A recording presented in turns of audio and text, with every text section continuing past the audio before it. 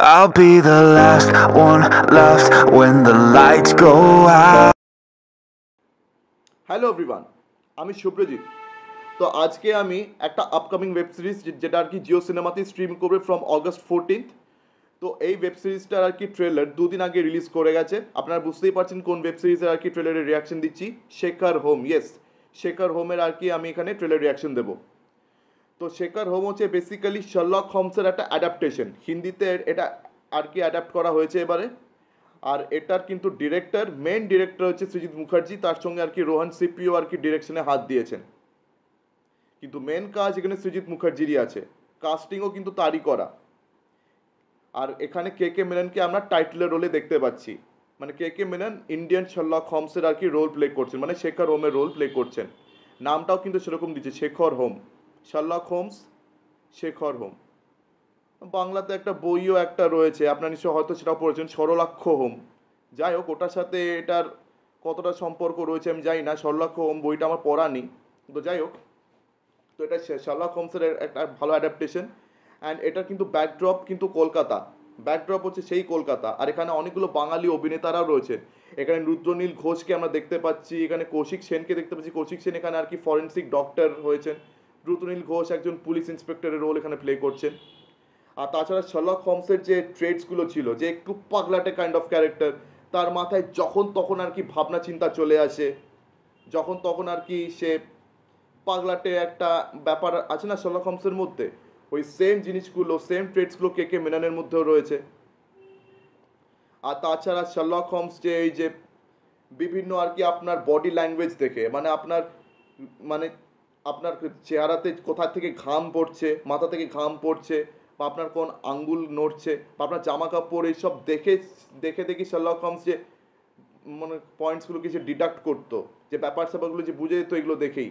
তো এখানেও কে কে মেননের মধ্যে ওই সেম ট্রেডসগুলো রয়েছে, মানে যা শার্লক হোমসের ট্রেডস ওগুলো এখানে আমরা দেখতে পাচ্ছি। আর তাছাড়া এখানে কিন্তু কমেডি বেশ ভালো রকম রয়েছে। মানে একে তো শার্লক হোমস একটু পাগলাটে ক্যারেক্টার রয়েছে, তো তাছাড়া এখানে একটু কমেডির ডোজও রয়েছে। এখন দেখা যাক যে কমেডিটা মানে ওয়েল ব্যালেন্সড আর কি কমেডি আছে নাকি অতিরিক্ত হয়ে গেছে, এটা তো আর কি ওয়েব সিরিজে দেখার পরই বোঝা যাবে। তবে ট্রেলারটা কিন্তু দেখতে মন্দ লাগেনি, ট্রেলারটা বেশ ইন্টারেস্টিং রয়েছে।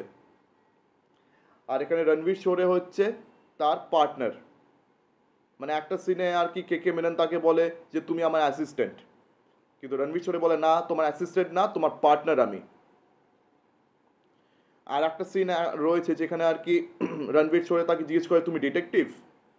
হ্যাঁ, কিছু লোকে আমাকে বলে ডিটেকটিভ, কিছু লোকে আমাকে বলে সত্যান্বেষী, এবার তোমার কি বলার? তো দেখুন এখানে সত্যান্বেষী কাকে বলতো, ব্যোমকেশ বক্সিকে।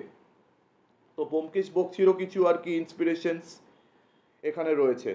আর ব্যোমকেশ বক্সির যে ক্যারেক্টারটা, এটাও কিন্তু শার্লক হোমস থেকে ইন্সপায়ার করেই কিন্তু লেখা।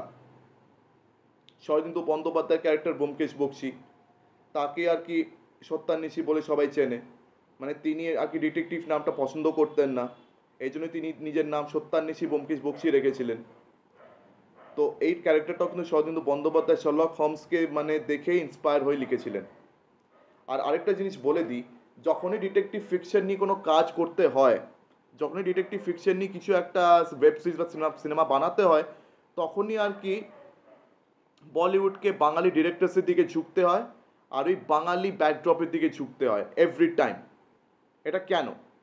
বিকজ বাঙালিরা কিন্তু ডিটেকটিভ ফিকশন সব থেকে ভালো বোঝে আর সব থেকে ভালো লেখে। কেন, বাঙালি অথার্স তারা কিন্তু ডিটেকটিভ ফিকশনে মানে অনেক এমন সিনেমা, অনেক এমন আর কি তারা গল্প লিখেছেন যেগুলো এখনো অ্যাডাপ্টেশন হয়নি। অনেকগুলো এমন আর কি বই রয়েছে যেগুলো এখনো অ্যাডাপ্টেশন হয়নি। অ্যাডাপ্টেশন হয়েছে সব থেকে বেশি ব্যোমকেশ, তারপরে ফেলুদার। তো আর কি ব্যোমকেশ ফেলুদার পরে আর কি পুরো ইন্ডিয়া এই ডিটেকটিভ ফিকশনের সাথে আর কি হ্যাবিচুয়েটেড হয়েছে। তার আগে ইন্ডিয়াতে ডিটেকটিভ ফিকশন খুব একটা কেউ লিখতো না। মানে এই শরদিন্দু বন্দ্যোপাধ্যায়, সত্যজিৎ রায়, বা তার আগে পাঁচকড়িদের যে ডিটেকটিভ গল্পগুলো ছিল দেবেন্দ্র বিজয় বাবুকে নিয়ে, তো তাদের আগে কিন্তু পুরো ইন্ডিয়াতে ডিটেকটিভ ফিকশন লেখার মতন খুব একটা ভালো অথর কিন্তু কখনো ছিল না।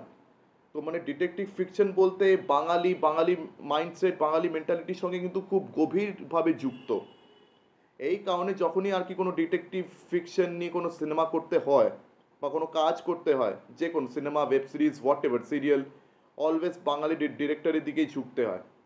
ব্যোমকেশ বক্সির যে হিন্দিতে অ্যাডাপ্টেশন হয়েছিল সেই রাজিত কাপুরকে নিয়ে, কে রায়নাকে নিয়ে, তো সেটারও ডিরেক্টর কে ছিলেন? বাসু চ্যাটার্জি। বা বলিউডে খুব একটা ভালো মিস্ট্রি থ্রিলার কাহানি, এটা ডিরেক্টরকে সুজয় ঘোষ। আর এবারে সৃজিত মুখার্জিকে আনা হয়েছে এখান এই শেখর হোমের আর কি ওয়েব সিরিজটা ডিরেক্ট করার জন্য। খুব স্বাভাবিক ব্যাপার। এমনকি ডিটেকটিভ ব্যোমকেশ বক্সি, মানে যেটা আর কি ব্যোমকেশ বক্সি থেকে আর কি ইন্সপিরেশন নিয়ে একটা আলাদা গল্প, যেটা আর কি যশরাজ ফিল্মস আর কি প্রডিউস করেছিল, তার ডিরেক্টর কে ছিল? দিবাকর ব্যানার্জি।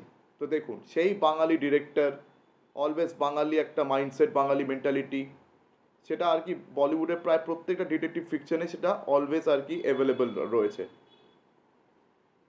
তো এই হচ্ছে কারণ, এই হচ্ছে ব্যাপার। তো লেটস সি এখন এটা কীরকম আর কি বেরোয়, এই কাজটা কীরকম হয়। সৃজিত মুখার্জি আর কি পোটেনশিয়ালি খুবই ভালো ডিরেক্টর, কিন্তু ওনার হিন্দিতে যতগুলি কাজ করেছেন, বেগম জান বাদ দিয়ে কোনো কাজ কিন্তু ওনার হিন্দিতে খুব একটা ভালো হয়নি। তো এখন দেখা যাক সৃজিত মুখার্জি আর কি এটা কীরকম বানিয়েছেন। আর সৃজিত মুখার্জি বাংলাতে যে ফেলুদাটা করেছিলেন ওটা আমার একদম ভালো লাগেনি। এখন দেখা যাক এখন এটার অ্যাডাপ্টেশন উনি কীরকম করেছেন। লেটস সি, আশা করছি ভালোই হবে। ওরা তো জিও সিনেমাতে আর কি স্ট্রিম করবে ফ্রম 14th of August, তারপরই বোঝা যাবে। তো এখানে আমার ভিডিওটা শেষ করছি। তো আমার ভিডিও যদি আপনাদের সবার ভালো লেগে থাকে তো অবশ্যই লাইক করুন, বেশি বেশি করে শেয়ার করে দেবেন, আর হ্যাঁ, আমার চ্যানেলটিকে ডেফিনেটলি সাবস্ক্রাইব করে দেবেন। তো আজকের দিনের মতন টাটা, চোখ রাখুন পরবর্তী ভিডিওতে। ধন্যবাদ।